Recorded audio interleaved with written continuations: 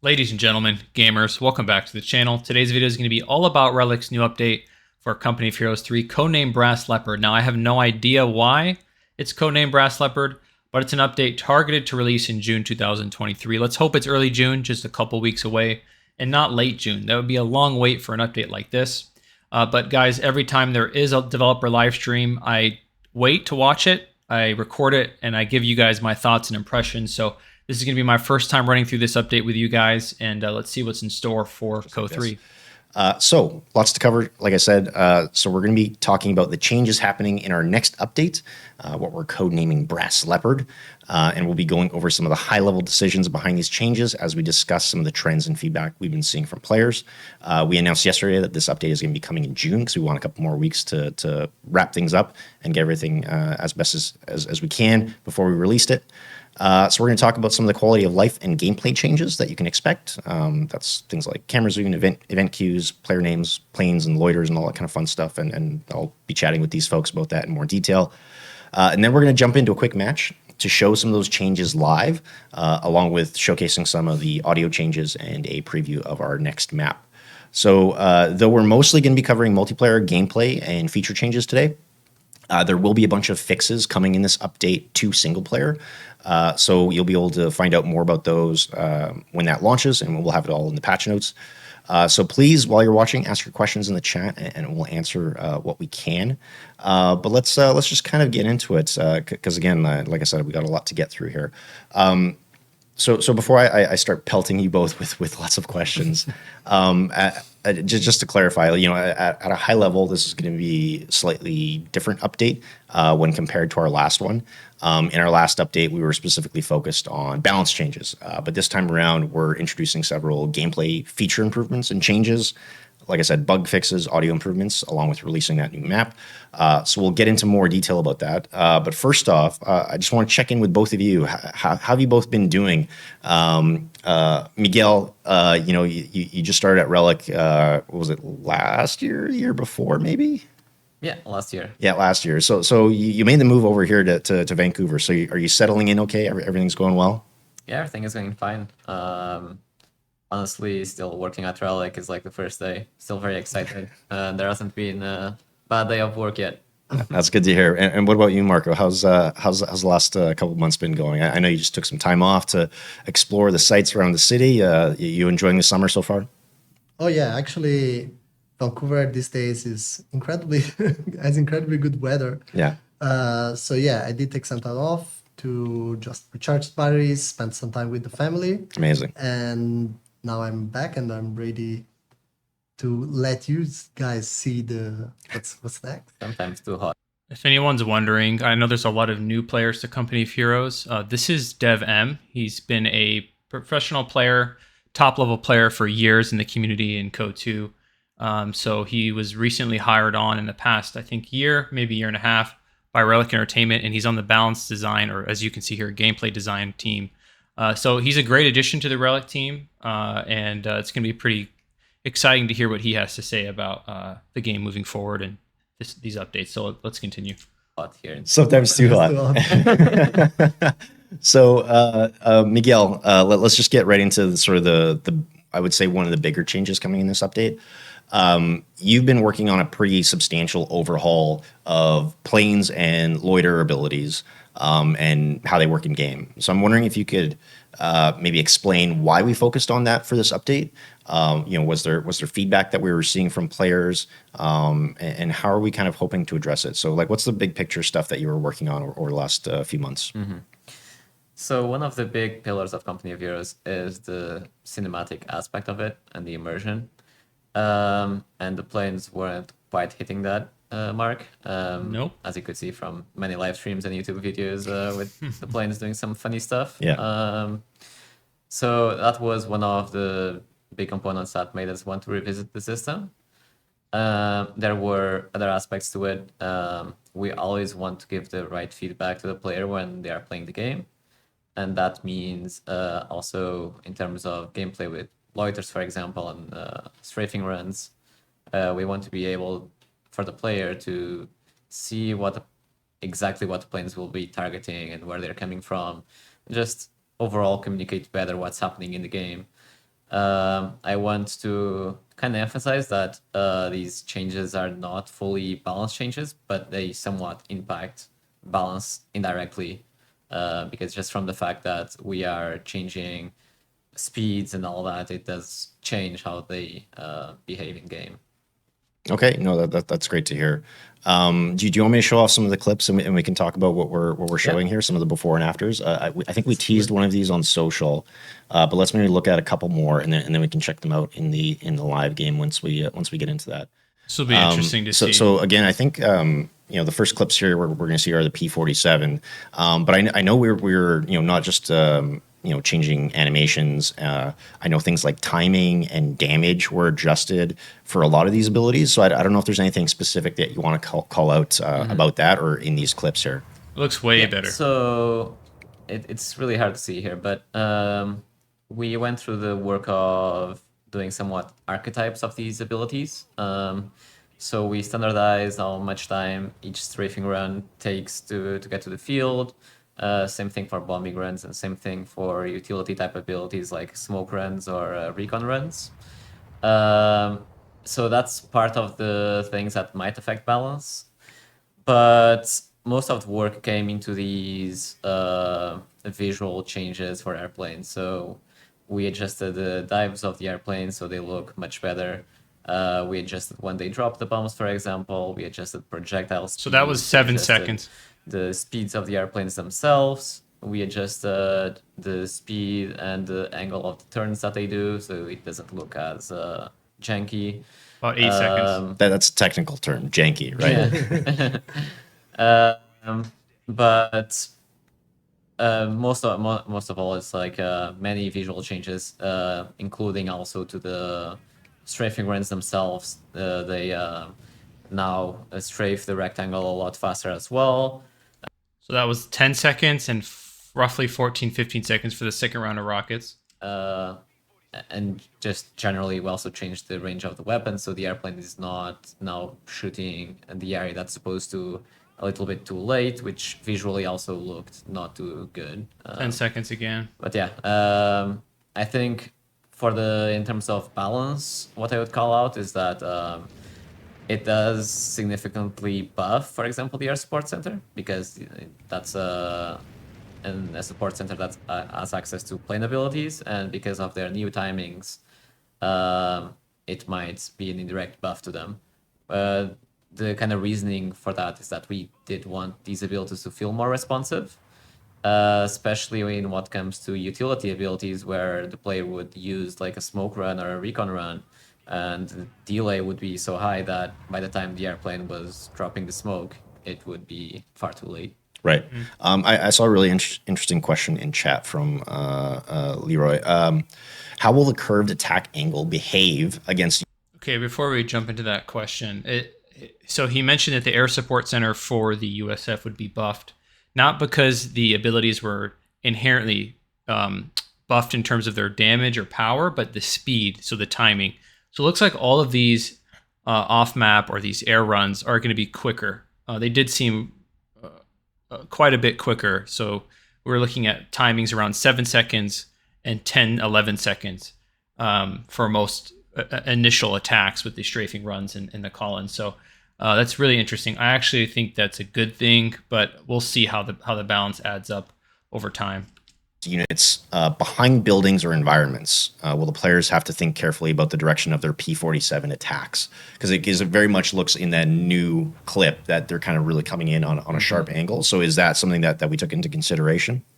Yeah, so something that we really enjoy is the positioning of, say you are the opponent and you have a building, you have a bunker.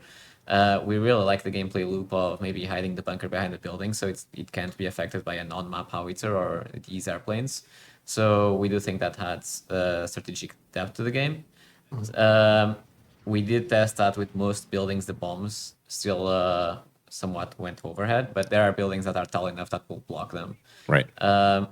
It's one of those things that I think players will have to learn now to adapt, because it's obviously the bombs will not be dropping at a 90-degree angle anymore. Okay, no, that's good to know. One thing I'm not showing here in the clips are loiters. So I know there were some concerns about how loiters operated in the past. So can you maybe talk about some of the changes that are coming to those? Yeah.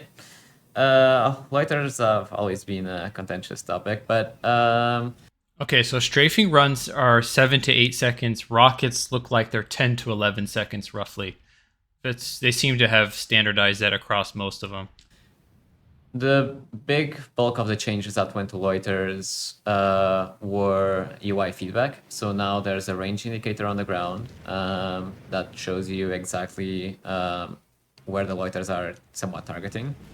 We also had added a decorator or an indicator on top of the units to tell the player or both players which unit is being targeted by the loiters.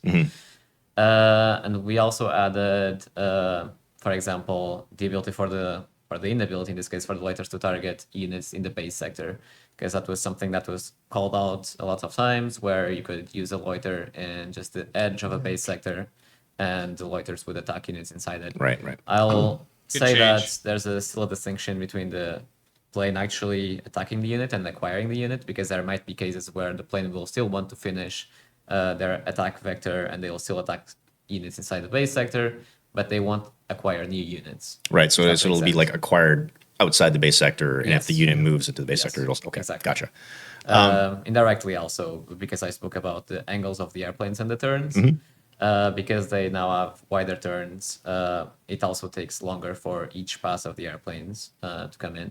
Okay, that's good to know. Marco, was there anything you wanted to add there? I know planes has been kind of Miguel's pet project for the last little bit. Was there anything else that you wanted to add about that? Yeah, actually, that I feel that what the players are going to notice the most is that when they use the airplanes, they're going to feel much smoother, much quicker, and more realistic in the way they appear, like authentic in the way they appear. They're very fast. They drop the bombs, they drop the strafing line, and then they leave the battlefield. So I believe that, and I hope that players really like the new planes, the new behaviors, and that will make them feel a little more connected to the battlefield and to Right. the battle. I love the change because and so many players in the community. I mean, you just look through Reddit and it's been pretty prevalent. The complaints about how bad the planes look. I mean, there's nothing more immersion breaking than seeing like a plane janking around the screen, just like doing somersaults in circles. It breaks the immersion. And like they said, Company of Heroes is such a cinematic game. Between the visuals and the audio, if everything is working in sync and it's quick and smooth, it just adds to the experience so much. And it's something I really missed from Co 2, just a polish, of course. And to see that polish coming into the game quickly is a very, very warm welcome. So I'm excited for it. It might seem like a small change, but it's a big change in terms of the overall experience. What I forgot to mention as well, this also comes to the visual aspect of the airplanes. When the airplane gets shot down, the way they fall down, it was adjusted, and this is maybe my favorite part as well, is that when they do collide with the ground, they now create deformation, and the VFX and sick. everything surrounding that moment were also adjusted to look a lot better. That's cool. So now, yeah, you'll have planes on the ground creating deformation, and also the debris of the airplane will remain there for a long time. Yeah. One thing I don't think we mentioned yet is I think a pretty huge buff to paradrops. Oh, yeah. Yeah. Do you want to cover that? Yeah, so with paradrops, there were a lot of talks about just how you could use an ability and use 400 manpower, and then your airplane would be shot down and you would have no unit. So now the paradrop airplanes are not killable. So that moment will not happen anymore. Any paradrop interesting. airplane will not be destroyable anymore. Okay. So they'll be invulnerable as they come Yes. in, drop their unit, and okay. Yes. Gotcha. Interesting. But I imagine you still don't want to drop it someplace pretty hot because it'll die pretty quick. Okay, so is there anything else that you want to cover off, Marco, or sorry, Miguel, about too many M names on this live stream? Miguel, is there anything else that you want to cover off with? I'll ask you guys if you guys could post in the comments. What do you think about that? Do you think that that paradrops should be automatically paradropped in with no issue? Like, should there be no repercussion for dropping in against AA. One of the issues I noticed with this game is that AA shoots them down extremely quickly, no matter where they're being dropped in. So because it's a manpower cost, I do like the fact that you could drop them in securely. Perhaps if there is AA, the plane can be shot down immediately after, negating any further reconnaissance as the airplane goes off the screen. So I hope that's implemented into the game. But yeah, I would love to hear what you guys think. Should paradrops be automatic, or should there be an option to shoot them down, or an opportunity to shoot them down? With planes and loiters before we get into some of the other changes? I don't think I'm forgetting anything. Okay. Maybe this is like our really real first attempt to make them better. And there will be more changes coming to airplanes in the future. This is somewhat of a first overall change to the system, but there will be more to come in the future. Okay. Yeah, no, that's great to know. So I mentioned some of those other changes coming at the top of the show. Marco, can you maybe run through some of the other improvements and fixes that players can expect in the June update? I know one of the big ones that one of the ones that we teased on social media was an adjustment to player names, which I think is something that we had in Code 2, but I think the way we implement it in Code 3 is actually better. I'm wondering if you could talk about that. Sure. Yeah, so when we approached that feature that we wanted to have for quite a long time, we first off, we looked back at previous iterations of that same functionality. And then what we thought was, how can we actually take it, put it into the game, but also make it better in the way, when I say better, I actually mean make it more flexible to players that want to use it. So previously, player names were actually toggled on the RTS layer. They could be toggled on and off basically by pressing a specific key on the keyboard, a button on the keyboard. But that button was pretty much hard-coded. And this time around, for example, we are making that customizable. We're adding an option to make player names always be visible for players, because we do know that there are some players that actually constantly want to understand who they are fighting against, and we believe that this is going to help them figuring that out much quicker. But that's not the only place we're adding player names. Player names are also coming back to the player cards, to the unit cards. They will just appear above the name of the units. And we're also doing a lot of minor changes to unique colors that actually have an effect on how player names are being seen and perceived. So now, for example, the unique colors and team colors apply to player names, and the same also applies to the health bar of units. Before this upcoming patch, all the health bars of units were colored in blue in the unique cards, and now they are going to be following the team color or the unique player color. That's cool. I like that. On top of that, we are also doing some small improvements on the player list, which will be both in terms of the unique colors. So each player will have either the team color or the unique player color. And since we were there, we thought, how can we further improve the experience there? And we know that a lot of players saw that it was possible to actually spot the opponent battle group whenever that gets picked. And we thought it was just too juicy not to act on that. So we changed the way it behaves. And now you will be able to see all the 3 battle groups that the opponents and the teammates have in their loadout. Oh, wow. But you won't know which one they picked. Okay. We felt it was That's actually huge. unfair. Yeah, because you could almost instantly tell what they had locked in and what units they're going to be coming. That's a big deal. Coming from their tree. So basically, what you could do in the current game is you can hit escape, go to player list, and you can see exactly which battle group your opponent chose.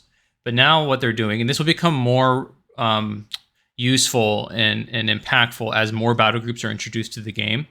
What you'll be able to see now is not necessarily which battle group they locked into, but their loadout. So which battle groups they chose. And you'll be able to see that option throughout the game, and then you have to make that decision based on what you see in game, which units and which clues, of course. So you won't know. Let's say you're playing a 4v4, you won't know exactly which battle group each player chose, but you'll know the loadout of the battle groups, from my understanding. But let's continue to hear what they have to say about it. Practically going to the into the menu to the player list to see Yeah. every 5 seconds. Yeah, definitely not something that we want to see players doing. Actually, so since we changed topics, I'm going to bring it back because I saw a bunch of questions in the chat about airplanes. Someone. Okay, but sorry guys, but before we jump into the airplane, one more thing about the battle groups. In Code 2, as many of the veteran players will know, you had to look at the loadout in the game menu as the game is loading in, right? So you had to be like, most people are not paying attention during the game menu, but you have to be watching the loadout in Code 2 before the game starts to really know what your opponent has in terms of options, right? What 3 commanders out of the several commanders in the game did he choose to load out? And then from there, you can kind of deduce and assume or guess what he's going to do. So now it's just going to be a little bit more streamlined. Information is going to be a little more available in game versus in a loading menu screen. So I think that's really good. Was that basically asking like, will there be no penalty for using your paradrops in a dangerous situation? No, it would be like the previous game. Okay. But again, I imagine like once your units hit the ground, if they're in a Yes. dangerous situation, that's still bad, right?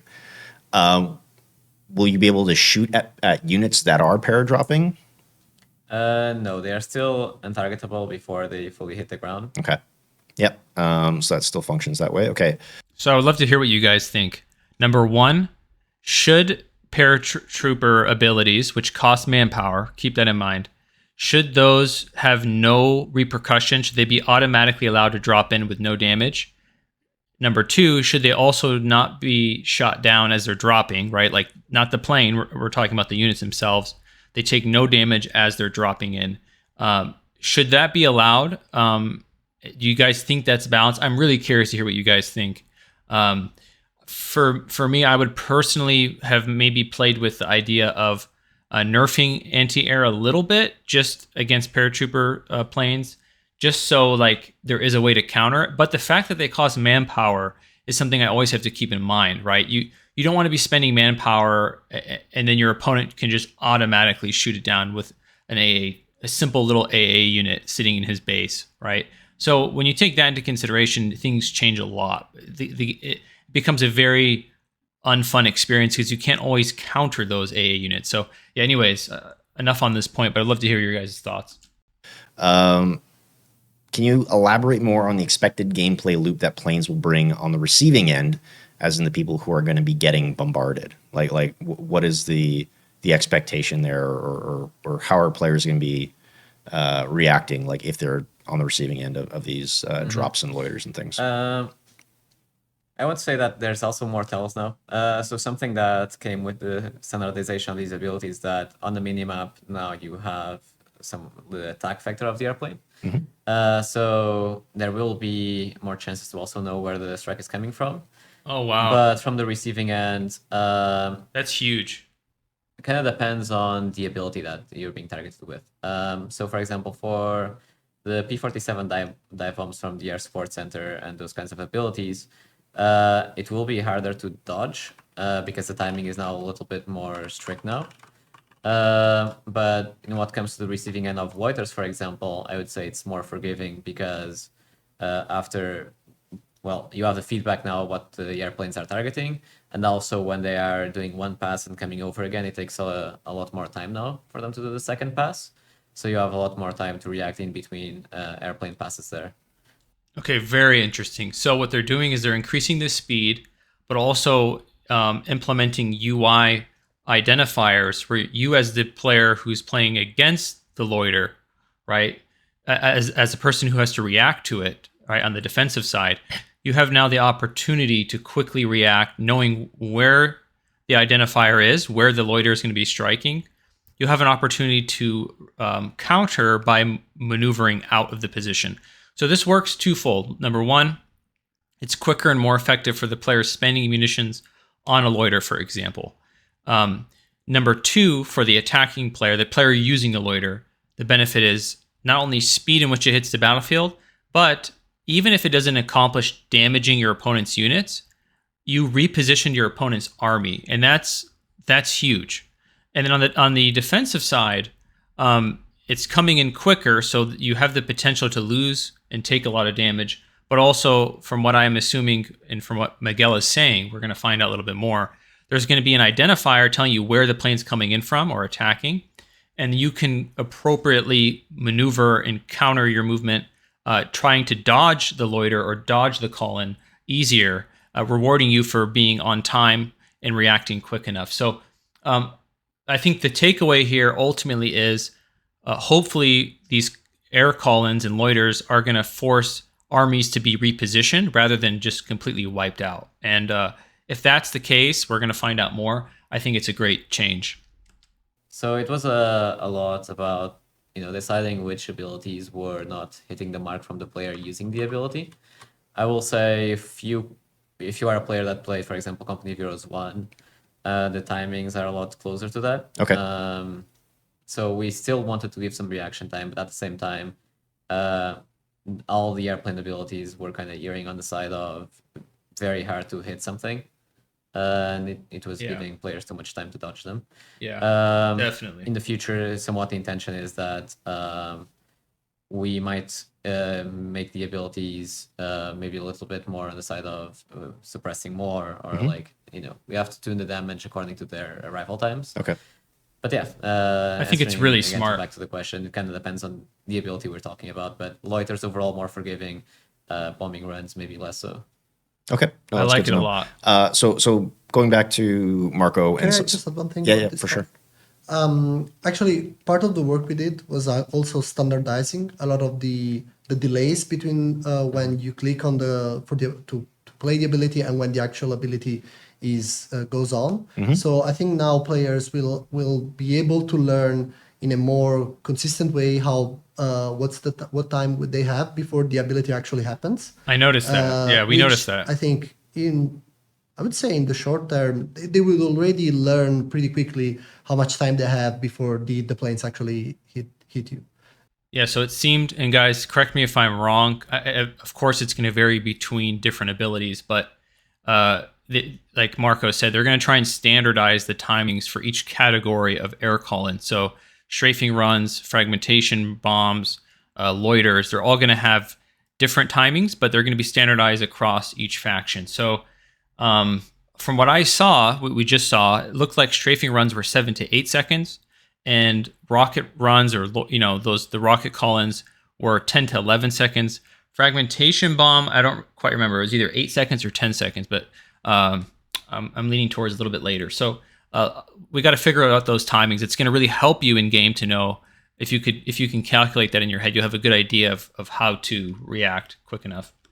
And part of the work we are doing on the whole system is making it much more flexible so that we can easily take the feedback from players and iterate much quicker on actually changing how they behave on pretty much every aspect of all the airplane abilities. Yeah, that's a good point.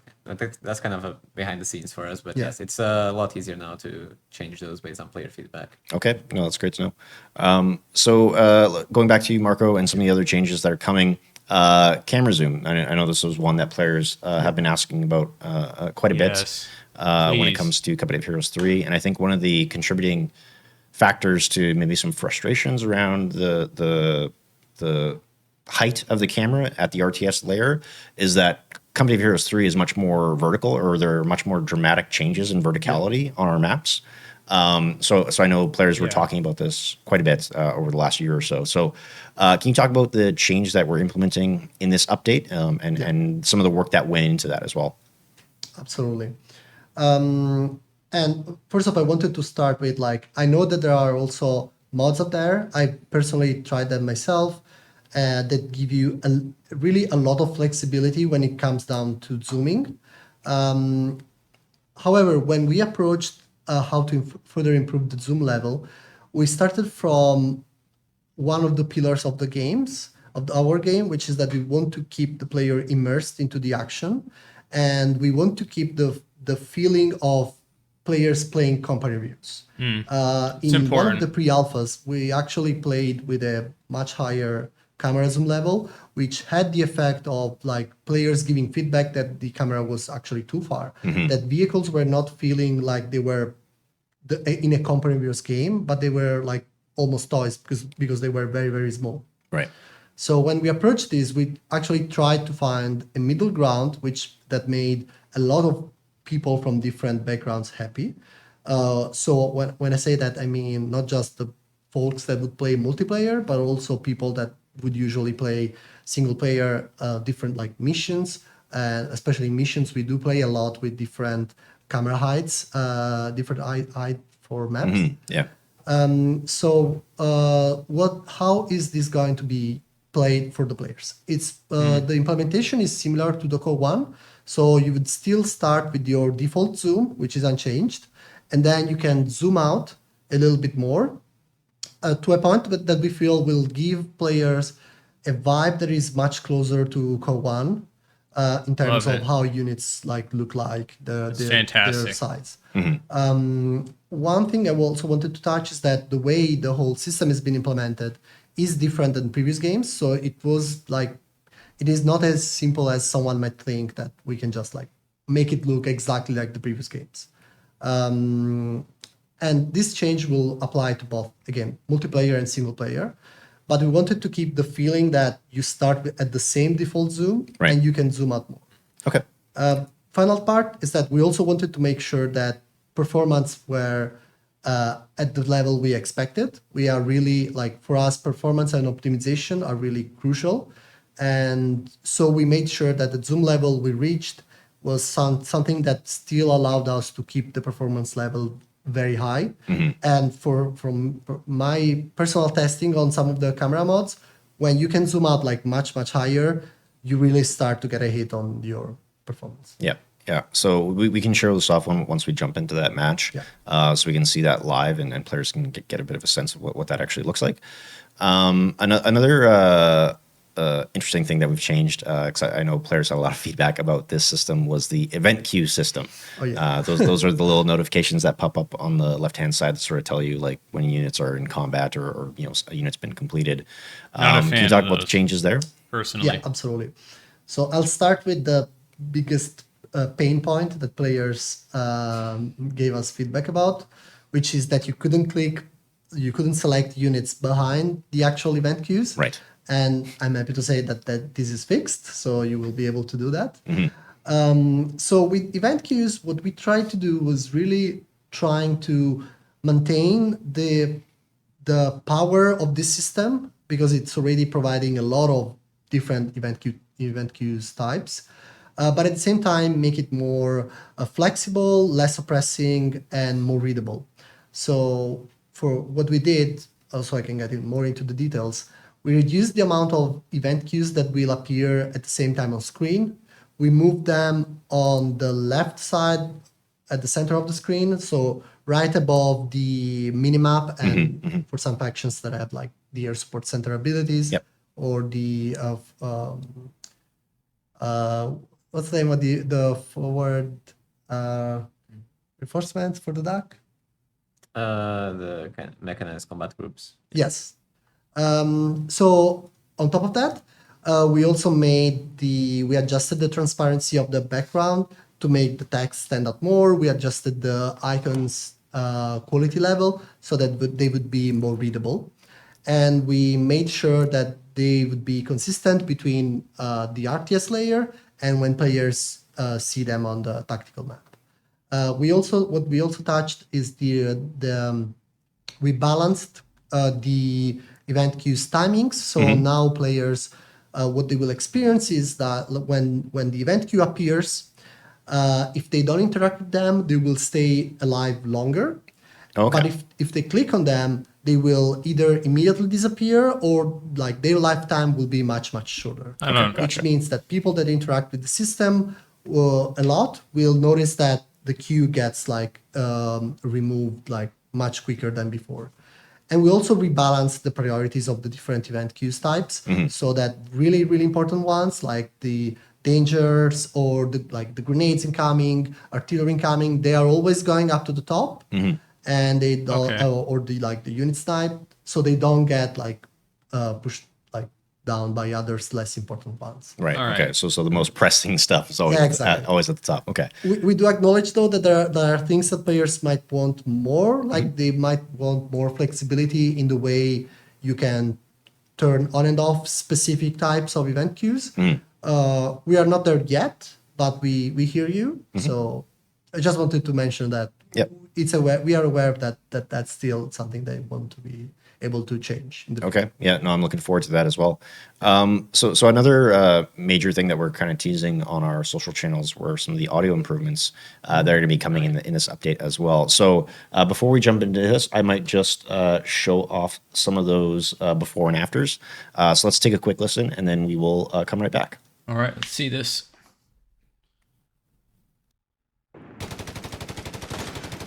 This is the old sound.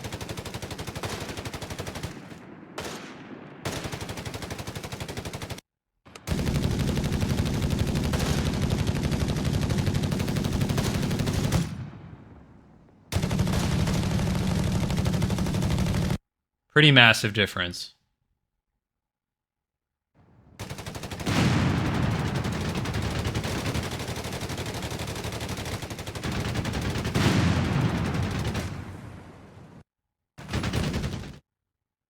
Oh, Oh, sorry, I cut that last clip off a little too soon, but I think folks got the gist of it, and you can find that again on our social channels. sounds better for sure. But the audio team obviously isn't here with us today, but I wanted to ask you both if there are any specific audio changes that are coming in this update that you're kind of excited about, or that you think players will really want to know about. Marco, I know you mentioned one to me just before we started. Sorry, Miguel. Do you want to talk about it? We probably have the same one, which is the BAR. Yeah. Which is really outstanding now, in my opinion.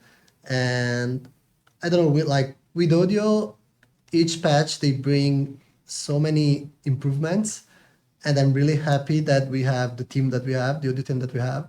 So I'm sure that players will, as they explore the content of this patch and they play again, they will notice a lot of even sometimes subtle improvements that will make the audio quality be perceived as better. And our plan is to actually continue to improve the whole audio of the game. Okay. We have changes to that. The Flak 36 is also a pretty good one. The HMGs feel much more punchy, and I'm really looking forward to see what's coming next. Honestly, I never realized. Of course, I intuitively realized how important audio is, but until this game, until Co 3, I never realized how impactful the audio was in the previous games. Co 2 and Co 1 have amazing audio. Even some of the unit call-ins I was playing Co 2 Wehrmacht a while back, and even watching some old videos and just hearing how good the audio was. Like the Wehrmacht unit Pioneer would call in almost like on a radio, and the audio was so crisp. The accent was good. The units themselves also fantastic. Some iconic units like the Katusha and the Stuka, right? Just amazing audio. It makes such a huge difference in terms of the immersion and enjoyment that I really didn't realize it until Co 3. I was like, oh yeah, there's just a lot of room for improvement. So I'm really excited to see this. It may not seem like a huge deal. Of course, the Co fans, we know how big of a deal it is. Like it's huge, especially Co 2 fans. I think are really excited about this, but I'm really happy to see that several units across the board are getting audio fixes, and I hope that continues for a long time.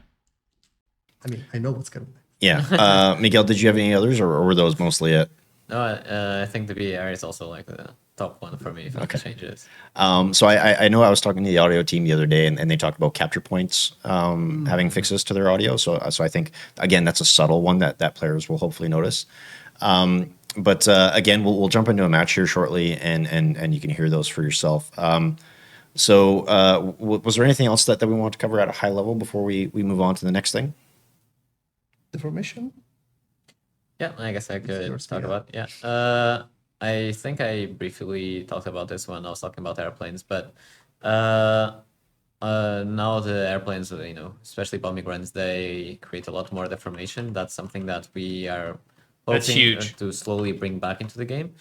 So while doing the change to the system, we somewhat did that at the same time, where now bombs dropped from the airplanes create a lot more deformation. Again, this is Awesome. I somewhat love hitting it. the immersion pillar of the game and the cinematic warfare Right. that we want Yeah. to bring. Deformation is definitely a big component of that. And we hope that in future patches we can slowly introduce more and more deformation back on these. Super Okay. cool. Yeah, no, I'm really excited to see those in action as well. So the fact that you can drop a fragmentation bomb on an area, decimate the area, create these cavernous areas of cover. Right now, you're going to have these like ditches in the ground, remnants of the bomb that you could jump into for yellow cover. I'm assuming, and so now the terrain changes and it becomes this interactive new terrain for both the defender and the aggressor. I think that's a really cool change. It's going to add to the narrative throughout a match. So it's very cool. So now that we've chatted a bit about what is coming, let's see some of it in action while we play a few games on the new 3v3 map.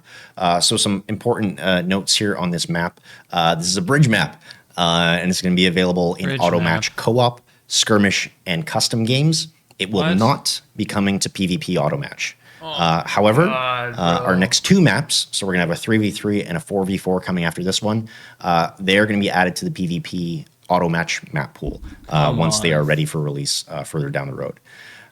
So before we even get to that, we're going to take a quick break while we set that up. And our friends over at the History Channel have shared an exclusive look at their upcoming docu-series FDR. So FDR is going to be a new Okay, man, that is really unfortunate to hear. So we've been waiting for maps. There are very few maps in the game, and that's kind of the issue. And even the maps that are in the game are very redundant. They play the same. They're very stale. My biggest gripe with Co3 is the maps. I just want more maps. And we've been waiting quite a while, a few months now, for a new map. And now we're getting a new map that's a bridge map, which is whatever. I'll take it. But it's only for co-op and AI.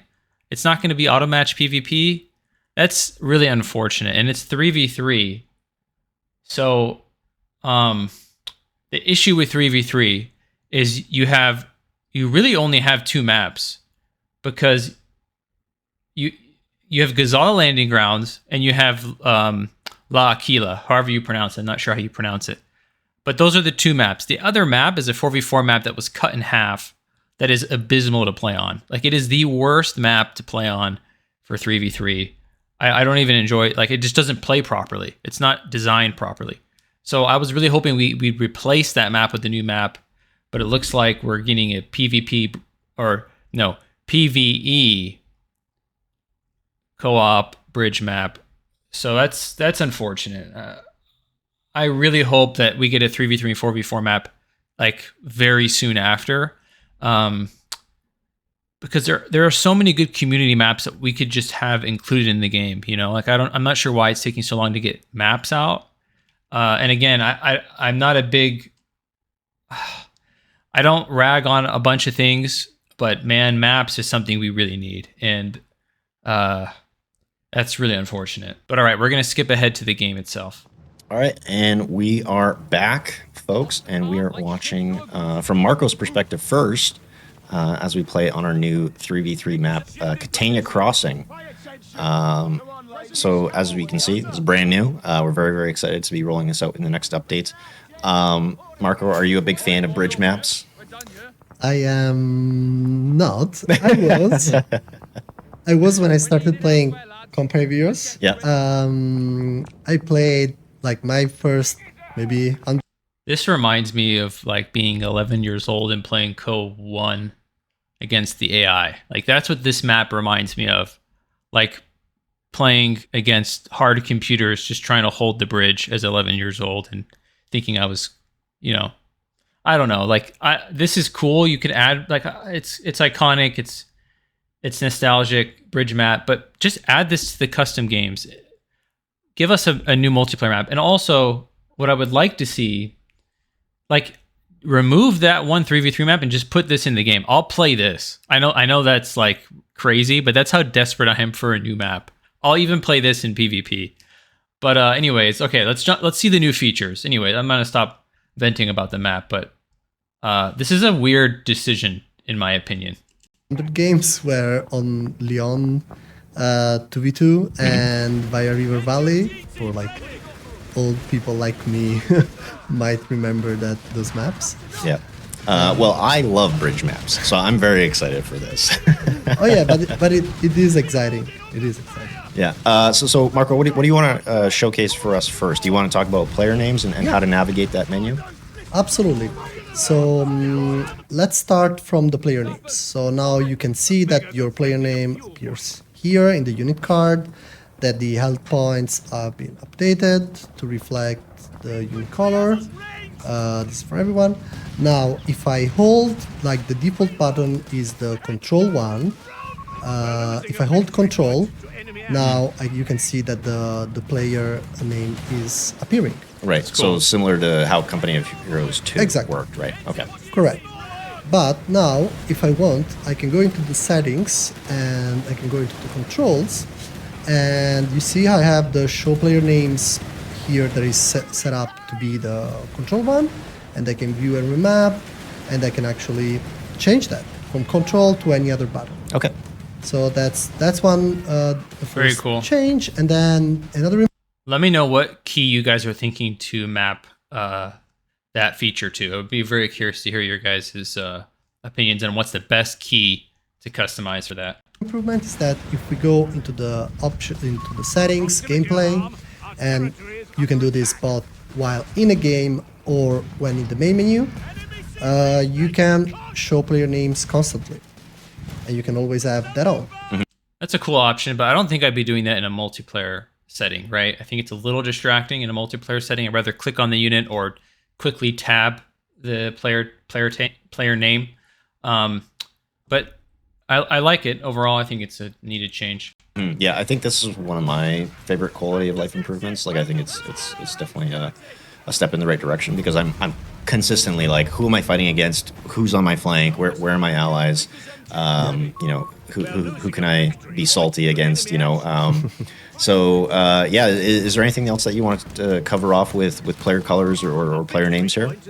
Yeah. So if we go back into the player list, we will now see that we have, like, in the team one we have Marco Miguel, and I can see which battle groups Miguel has equipped, and I don't know which ones the enemy has picked specifically, but I know the 3 ones in their loadouts. Right.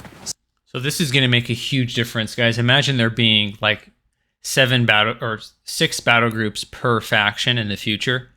At least the fact that you'll at least be able to see which ones he's loading out with is huge, right? You're going to narrow down the possible options. So I think this is going to make a big difference over time. So in the future, when we release more battle groups, you can actually see okay. which 3 they pick before they come into the game. Okay. And we Sorry, also added guys. a nice tooltip to indicate, like, give you an idea of which one it is that they've picked, that they have. So Good to know. So before we get into the other stuff, can we maybe just like look around the map a little bit? Absolutely. Can you show us what's on offer here? So this is a map that has this northern part that I really, really like, with these like 2 rivers that there are like separated by this small island, this obelisk, and this like small town with 2 bridges that connect them. And we also have, there are vehicle passable, so the vehicles can pass through this. Then we have 2 more bridges, so a little longer, like walkable pass for both vehicles. Oh, there was an airplane. It was a quick Good. one. Looking good. That can be passed. Oh, damn, my motor was killed. Oh, a good chance to showcase event. Event queues working as they should. His army's exactly. getting decimated And right then now. we have another like little smaller bridge, also pathable by both. Let me know if you guys want me or the Sarge squad and I to play PvE against like super hard computers, or maybe we can do a custom match on this or on any map in the custom games. I don't know. I'm trying to think of ways that we can make this fun. I mean, it's a cool looking map and everything. I want some PvP action. Infantry vehicles with some buildings that cover that. So players that want to play more defensively, they can put HMGs inside. And right at the south, instead, we have to infantry bridges. Only infantry can use to cross, Right. which opens for players that play on the left area to play more with infantry if they want, like more infantry centered like playstyle, and especially for those that want to use like paradrop units, like I don't know, commandos. They can just drop them behind the enemy lines, and yeah, and take advantage of that. Okay, well, that's good to know. So I'm wondering if you want to talk about some of the changes that came to player colors, and maybe some of Sure. the goals about making further changes to that system in the future. Yes. So I will be like, first off, I'll be a bit more like generic on the changes, and then I'll go specifically to one that I know has been really highlighted by a few, like more than one player, let's say. So for the unique player colors, they are now affecting the UI on the command card, on the unit card. So yeah, player cool. name, the squad elk, and the player list. I like that actually. I think that's As cool. well. And another change is that we're doing is that we wanted to standardize some elements of the UI that are actually shared between teammates. So for example, the points, colors, and the flags, they will have team color always, no matter which option you're using, but they will retain the unique flag, the unique faction flag. So based on who captured the point, the flag will have the faction symbol in it. Okay. One of the maybe most tedious bugs that we had and that we fixed is that whenever an enemy, we will show that later. We'll do that later. Whenever the enemy captures the a point that you were holding, the point will appear. A point that we don't have vision on, the point will look neutral, and it will not look anymore as if it was owned by the player itself. Oh, okay. That's a good change. This has that was been confusing called out before. by many players that I Yeah. spoke to directly, so I'm really happy to say that we have fixed that. I like that change. And then, yeah, I guess, shall we show them the zoom level? Yeah, for sure. If you want to talk about it and, Yeah. and showcase it, yeah. So yeah, you start at the default one, and you can just use the zoom, Mouse wheel, yeah. the mouse wheel to simply zoom out a little bit more. As you can see, it's not too much. I feel you can still feel like this is a co-game, but it's definitely more than before. It's not as close as it was, and now yeah, I feel it's much better. And I hope players that were not happy and felt like we were too close will feel that now we are like in a much better spot. Okay, yeah, no, that's good to know. I kind of agree with you that like I tried some of those mods that pulled the camera way back, and I found it a little bit disorienting because I'm just very much used to the camera from Co 1 and Co 2.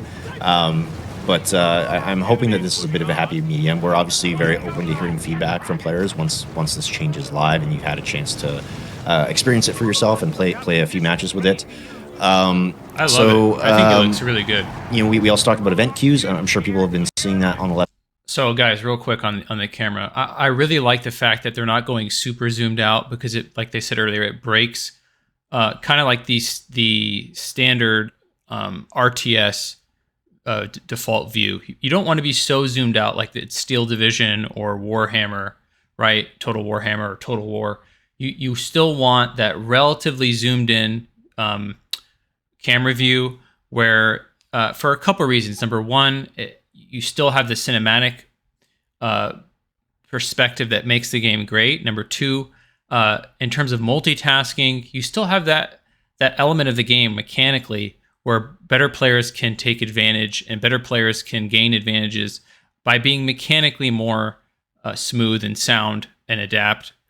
So I think it's really important not to zoom out too far, but the fact that you can start in the default view and then you could zoom out a little bit more is great because it just allows you to multitask better in certain scenarios where there's a lot of units on screen or units are kind of split across the screen.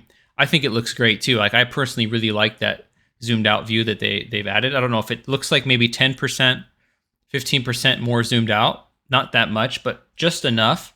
And the units are not so small where they look like toys like in the pre-alpha. I personally am really excited about this. I think it looks great. I think it's going to help players multitask more. and it looks really cool still. I really am appreciative of this change, and I'm personally going to be using it quite a bit, I think. Left-hand side of the screen, is there anything that you want to talk about there, Marco? And I know we kind of already covered them in depth. Yeah, I mean, we could go a little bit more in detail with them. Okay. Oh, I got the grenade. And I can Save. So yeah, so with them, as I was saying, you have two different lifetimes of event queues. Whenever the player doesn't interact with them, they stay alive for longer, so they give them a chance to. This looks a lot like Co 1. It reminds me a lot of Co 1. Just the look and aesthetic, the feel, a little bit more zoomed out. I just really like this look for some reason. There's something about it that, from a viewing perspective, from gameplay perspective, it just feels right. But we'll see. We'll see when we get our hands on this, and hopefully in a couple weeks, how it feels. Click and check them. But if you click on them, their lifetime is greatly reduced. So, like when I say greatly reduced, I mean they would stay alive for a total lifetime of 5 seconds, which means that in most cases they will just immediately disappear. Okay. So yeah. I did see a question in the chat. I think the answer is no, but you can correct me if I'm wrong. But with the change to the player list, can we see what battle group our allies have locked in? Yeah. No, you cannot see that. It is something that was surfaced. It's just not coming for this patch. But we are aware that players might be interested in to know that. Okay. So it's something that potentially could come down the road. Yeah. Okay. So I think that's it in terms of like some of the big changes. I guess we can maybe focus on the match itself here and showing a little bit more of the map. Okay, Miguel, I'm going to switch to you, and you're gonna tell me about planes and all the fun stuff you're doing with the U.S. forces here. Game looks good. Also do PARs because I just need to. Oh yeah, we want to hear that new sound. Yeah. So with the airplanes, so like I previously mentioned, there were changes to how fast the airplanes come in, and also to the dives. So for example, I have an enemy AI unit here, and I'll just decide to strafing run, and you'll see that the airplane instantly is already coming. Right. It's a lot faster. And there's no Looks good. funny dives anymore. Looks It would actually looks like the attack Yes. vector is as it should be. Yeah. I do have 90-second cooldown on that, but I can also show the smoke run was another one that was taking a long time to come down. So Yeah. right now we have some pretty fast smoke runs coming in to cover whatever you need to. really cool. I think before these were taking maybe 7 seconds, which was a lot of time. It has now been standardized to more or less take around 3 seconds. Nice. I can also probably show just real quick a bit of the formation as well. I'm just going to be carpet bombing basically nothing, but Such a waste of munitions. Yes, I thought you used to be a pro player. What's happening? So The squad is inefficient. dead. you can also see on the minimap God, the attack vectors that I was speaking about. Right. Oh, Looks okay, good, right. man. Now it's deformed and you can use it for cover. Yes. Okay, cool. Very cool. So Awesome. I believe I love that in previously these would be a lot smaller. So those have been adjusted.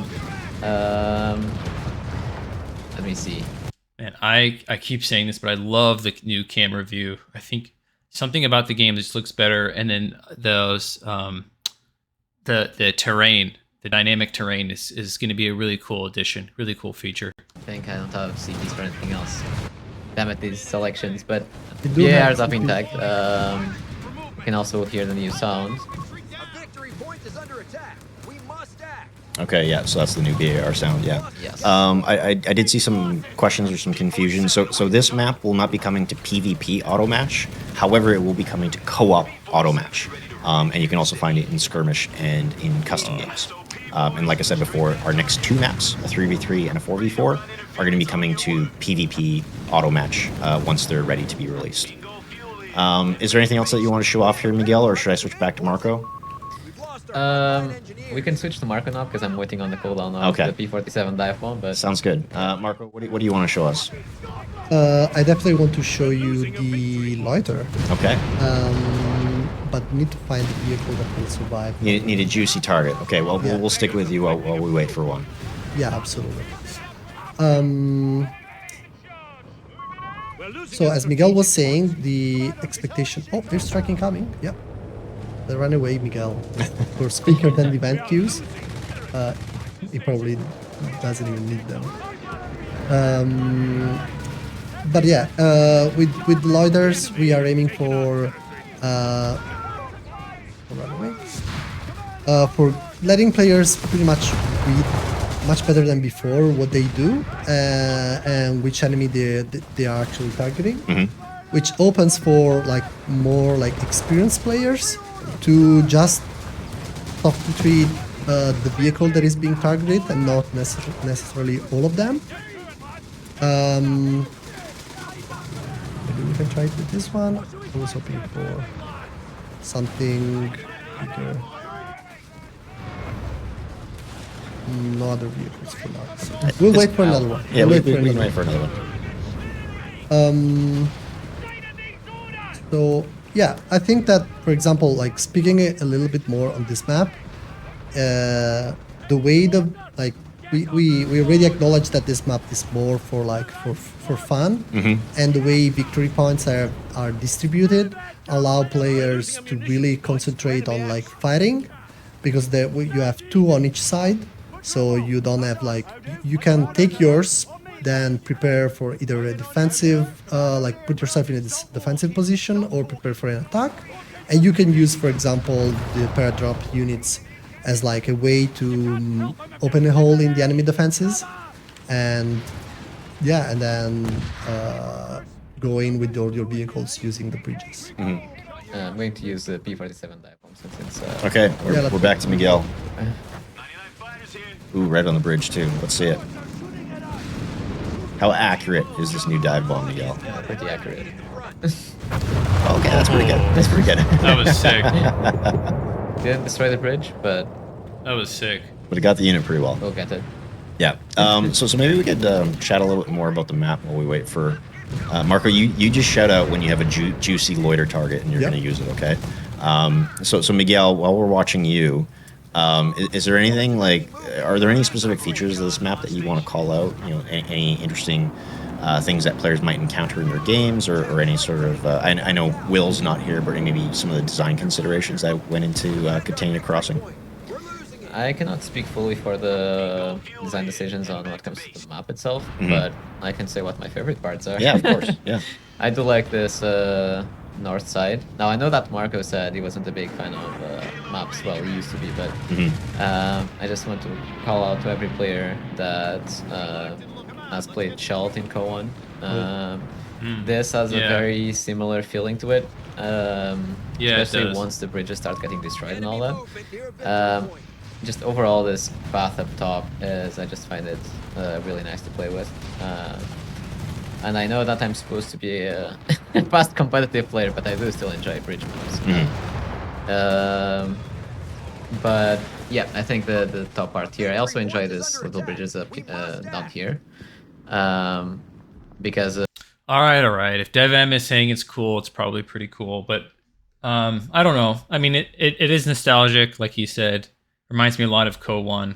I think the map is pretty cool in terms of just like the overall theme of 2 VPs on each side. I think it would make for interesting, fun games and custom games. So let me know if you guys are going to be playing this in custom matches. I might set up a custom game and play. It could be a lot of fun. I just really want maps, even maps like this or any maps. Like seeing new maps in the game gets me excited because I love Company of Heroes. And maps are a big part of RTS and just keeping games fresh, and good maps in particular. We really need them. But I'm like, it's bittersweet for me because I'm like, we really need new maps. Watching this, even though it's a custom game map, gets me excited because like the game looks so good, even from the outside camera view, like the new zoom out level. It's getting me excited because I'm like, man, this game is going to be so good in a year from now when we have new content, new maps, polished gameplay. it's going to be incredible. So like I'm really excited. It's just we got to keep waiting a little bit longer. But yeah, anyways, let's continue. Just by the fact that vehicles cannot traverse them, it's just basically all about infantry here in the south. And also with the new updated plane abilities, you can use smoke to cross the bridges safely. Right. Yeah. That's true. So it looks like you're both kind of hurting here. It seems like you've let the AI run away with this, which I think is very embarrassing. So I'm hoping you can. To be fair, we're making a comeback. You're making a comeback now.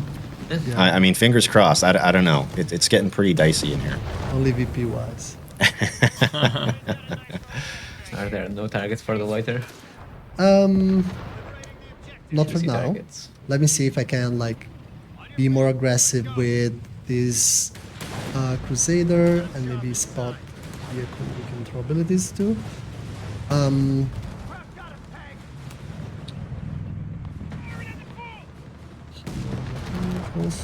Of course, remember that who's the you third still teammate? won't be able to use the loiters in the enemy Oh, base. there's at least a truck, but Yeah, you can try that. because the we get AI destroyed gonna the get it? AI, but it's okay because we can show the targeting of the loiter here. So as you can see, this has been targeted, and the loiter acquired the target, but they Oh, I actually see. missed. And now this indicator is the range around which they operate.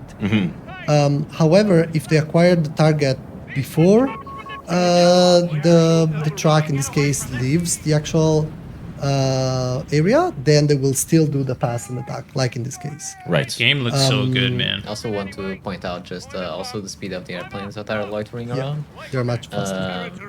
Because it's worth pointing out that they are a lot faster now. Just I think it looks a lot better. I love how that those rocket loiters destroyed the train tracks and the destructible terrain. It looks so good the way that it happened there. But yeah, like Marco was mentioning, there See is if it an happens again. indicator on top of the units that they are targeting. And once they leave the area, it doesn't necessarily mean that they won't get targeted. As long as they have the indicator on top, it means that they're still being targeted. It's just that planes will do the pass, and then when they are going to acquire a new target, they will not acquire a new target outside of the circle or in the base sector. We must take it back. Okay, that's good to know. I'm wondering, is there anything else that we want to show off here, or do you feel like we've kind of covered all of our bases? Do you want to get a couple more plane strikes or a couple more loiters in, or how are we feeling about this match so far? Because I don't want people. I don't want you to get embarrassed on the stream and lose to the AI. So we don't have to play this all the way to the end if you think that's going to happen. But is there anything that either of you want to show off here a bit more? Is it an airplane of It's yours, difficult Miguel? to show all airplane abilities because we don't have access to all of them. But Yeah, because I imagine like some of these changes are also coming to like the Vermont. Oh, something dude. That was here sick. actually increase damage to buildings. The carpet bomb just basically flattened a couple of buildings here. But something I was forgot awesome. to mention is that we do have some adjustments to some of the abilities. For example, the German fragmentation bomb got adjusted. It now comes with, for example, 2 airplanes. I also want to mention, for example, the DAX took a dive bomb, which got a buff on just the overall AV of the weapon. Also how fast it came and how it looked, and also to its munitions costs.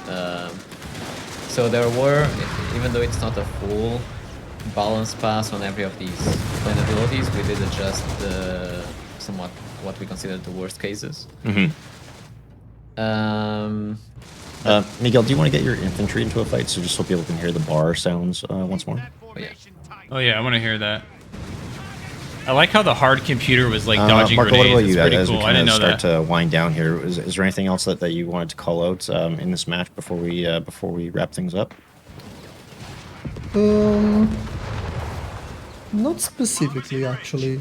No, I think one interesting part will be, like, as this is the first proper bridge map, will be for us to gather feedback from players regarding how they feel about the bridge maps, in terms of like, are bridges too sturdy? Do they get destroyed too quickly? Is it like, are they finding success placing defenses? For example, one of my One of the things I was really keen to do when I started playing Company of Heroes was just wiring everything off so that the enemy could not attack me. Yeah. And then moving with like airborne forces behind the enemy lines. So yeah, one thing that I shout out to the community, I hope to hear a lot of feedback in regards to that, and so that we can further tune the actual breach gameplay. Okay. Oh that's yeah, good they to do know. sound a lot better. So hopefully those bars are firing off and they're sounding nice and juicy. But again, folks, like what we've shown off here today is just a sort of small sneak preview of what's going to be coming in codenamed Brass Leopard, which is our next update, which should be targeted for June. So I think as we wrap up this showcase today, I'm using another loiter. oh, in case you okay, want to here we show. go. Here we go. Oh, and this is also Miguel. And Miguel Sick. doing some stuff too. Yeah. All right. Switch back to you. Okay. Yeah. No. Like I said, I think that's a good showcase so far. Again, just a sneak peek. Obviously, when we roll this update out, we'll have full patch notes. And again, we're not covering everything here. There's a ton of bug fixes, some additional quality of life fixes, a lot of audio changes and fixes that we haven't addressed here as well. A bunch of campaign fixes. Some save load issues have been addressed. So. Stay tuned for all those notes in June. I'm hoping folks just got a nice little sample here, a little amuse-bouche of what's to come. So Marco, Miguel, I think you can probably head back over to the couch and we'll wrap up and say our goodbyes now. So thanks, folks, for tuning in. Again, if you want to stay up to date. All right, guys. So that's going to be the Brass Leopard update, hopefully coming in a couple weeks. Overall, I think the update brings some very much anticipated quality of life changes. The camera zoom is going to be huge. I'm really excited about that. That's probably number one for me. Obviously, the flight system is going to be quite an improvement as well, and it's the first iteration in this new change to how airplanes work, and the visuals and audio, of course, are all welcome changes. So overall, I think the quality of life of the game is going to be improving quite dramatically, and it will continue to improve over time. We still need new maps. It's really unfortunate we're not getting any new maps, so I'm not happy about that, but we're going to have to wait probably another month or two for another 3v3 and 4v4 map. But overall, we'll see what other additions they have, what other quality of life improvements are in the patch notes.